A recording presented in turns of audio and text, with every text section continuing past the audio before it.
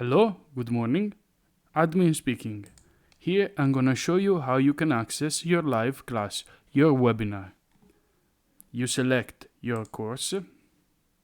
You access the homepage of your course where you can find calendar, activity, forum, and all the material that the teachers upload for you.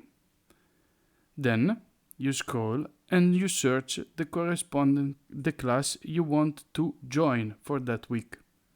This is the week of the 2nd of June. I'm gonna join my online platform for education class. I click over the activity and I'm gonna open this screen.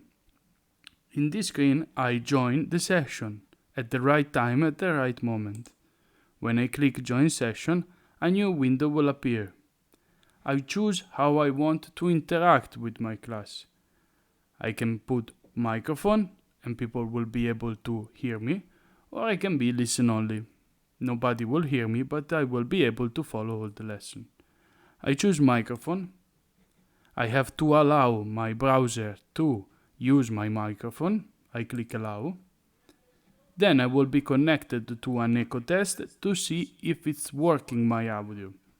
I say yes. If I hear my audio, I say yes.